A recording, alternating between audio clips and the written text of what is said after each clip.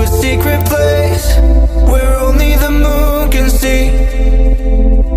Beyond the shores, there is something more, just waiting for you and me.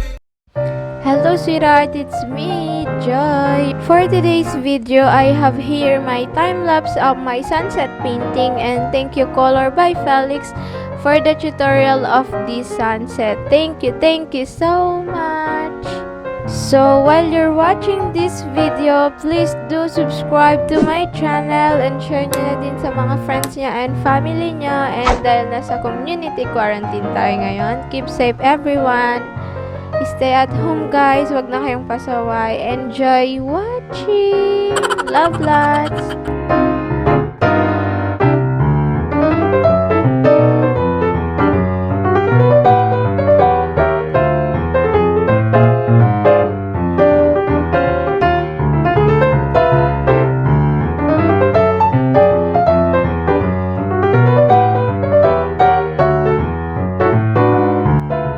Sorry for my face guys. Ayan, nakita nyo yung messy hair and artist mode ko dyan.